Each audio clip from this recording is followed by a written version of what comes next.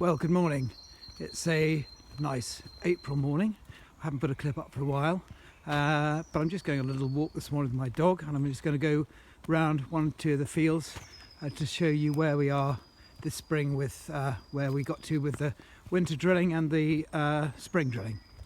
So the first field I've come to is this field that's in the first year of a 2-year lay. These sheep that are running away from me are our ewe lambs that we kept from last year that will be going to the tup this November. But as you can see, this was a lay that was undersown in a crop of spring barley sown by our system chameleon, and as you can see that although it's in these lines, it's a really good establishment, so I'm really happy about that. One or two thistles in here, might have to look at a thistle bar when we break this lay to try and get rid of some of those creeping thistles. But I think that when we undersow this year, we're going to put the spreader plates on the chameleon to make sure it spreads these rows out a bit. But I'm really happy with the way that it's established all our grass and clover lays, and as you can see, the white clover is already spreading across parts of this field here. Yeah, really pleased with that establishment. So yeah, all good. So these are our winter beans. They're grown for feed, and we really drill these in sort of ideal conditions, really at the right time of the year to minimise the risk of chocolate spot, which is right at the back end of October. So far these beans have had one pass with a harrow comb, and a couple of days ago they had a pass with the chameleon hoe, and as you can see, it's just done an absolutely fantastic job. Really pleased with that. The only downside I can see with the beans this year, having said they went at the right time to avoid chocolate spot, they have got quite a bit of chocolate spot on the lower leaves. You can see some here, which is a worry.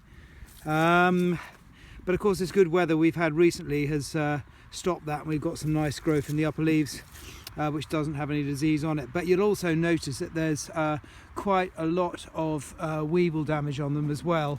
This field is one of the worst for that, and I think it's sort of quite a narrow field with some quite tall trees on either side, and maybe there's a little bit of a microclimate going on here, as well as providing sort of a bit of, you know, weather for chocolate spot to get going in. I don't know, but a bit disappointing because they went in such good conditions, but really pleased with the way the hoes dealt with the weeds in this crop. Beans are a very weedy crop for us, so it's very important to get them clean. Anyway, beans, apart from one or two caveats, have some potential this year. So as far as looks are concerned, this is my my favourite looking crop this year. This is our spelt that was drilled in about the first week of October, last week of September, first week of October. I'm not going to go walking through it because it's soaking wet and I'm not wearing appropriate footwear for that. But anyway, the spelt looks absolutely fantastic. It's drilled on wide rows, but you can't see that. It's really joined up across the rows. It's smothering all the weeds. It's doing really great. This is going to Sharpen Park, marketed by Organic Arable. And as you can see, it is just looking absolutely fantastic. So really pleased with that, and just hoping that, you know, we can keep the disease out of it, and it should be able to keep on top of the weeds. So I'm just walking across one of our wild bird seed mixtures. This is in its second year, and you can see most of the cereal crops have died down, leaving chicory. Look, there's a hare just running through it there. So this is second year, and this can be a forest of chicory, I would imagine, in a few months' time. So now on to one of our by-crops this year. This is going to be a pea and barley mix. The peas are going to be grown for seed, for Whale seeds, and the barley is going to be cleaned out and then come back to us to go for animal feed. But anyway, it's only just been drilled, and there it is, a couple of peas there and some barley lying in a pretty dry old seed bed. One of the many downsides of ploughing in a dry spring, but more of that later. So now on to our spring oats, which has been in the ground 2 or 3 weeks now. We're growing a lot more spring crops. Half the farm is now spring cropped to deal with winter weeds. But also, you know, with spring crops, obviously you've got spring weeds as well, and we've noticed that, and you can see them in the distance here. Florrie's just walking over towards them, but we get more docks and spring crops, a bit of charlock, also sort of creeping thistle. So we need to have a balance of lots of different crops to make sure that no one weed dominates. But the oats are looking great. Really like spring oats on this farm, and a nice crop to go after a first cereal like our spelt, and then into beans. That's a hedge over there I planted when my first daughter was born, so that was planted in 1998. I'm going to take you for a quick stroll through our Featon wood because the wood sorrel's out, and I just want to show you that. I'm just going to stop here actually before I show you the sorrel. I just thought this is sort of quite a good example of coppice woodland management. This is our Featon wood. It's a SSSI, a Site of Special Scientific Interest, and this bit of the wood here we coppiced about 8 years ago, I think, about 8 years, and you can see it's really getting up now. There's some standards there as well, which we leave obviously. There's a bit of the wood that we coppiced probably 5 years ago, 3-4 years ago, and so you can see the coppice is really going back, getting going again. And here is a bit of coppice that we did last year, so you can see it's just starting to get going, and so it's all different stages of woodland management, and the stages behind, you know, give different habitats for different birds, different mammals, so it's all a rich diversity. And there's a bit there that hasn't been coppiced for probably 20 years. Deer, a constant problem, and one of the reasons why, you know, our ancient woodlands need really protecting, because the deer are absolutely devastating them. So we don't try and kill all the deer, but we do try and keep on top of them. So here's the wood sorrel. You can see that lovely sort of green, lime green trifoliate leaf, and you can see that it's just been flowering. But there's a really nice patch of it here. You can see it extends right back into the wood there, and it's absolutely delicious. You can just try it on a little bit of salad. It's got that sort of green apple taste. It really is delicious. I would try and show you some early purple orchids, but I looked for some the other day and couldn't find any, so I'm not going to bother doing that. But anyway, I love that wood sorrel. Always come up to the wood in this week of the year to see it. So now on to our spring barley.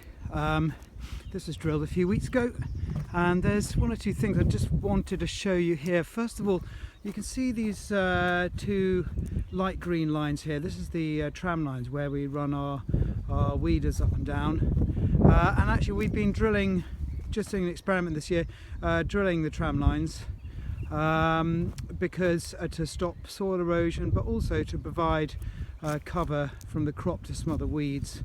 The only downside of it is you might get some greens in the sample at harvest time, but as long as the crop is harvested dry, that shouldn't be a real problem. The other thing I just wanted to show you is that we're on a controlled traffic farming system here. Now, if this field had been trafficked all over the place, i.e. tractors randomly cultivating across different ways on the field, you'd see lots of different shades of green here where there was compaction and the crop's struggling to get nutrients. But you can see here the only place where the crop is struggling to get nutrients is in the tram lines, which we need anyway to weed our crops.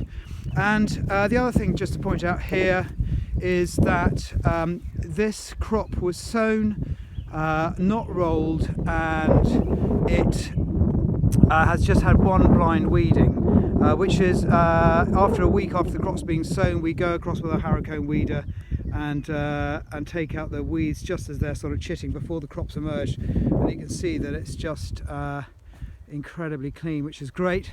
The other thing to note is that this field wasn't ploughed. It was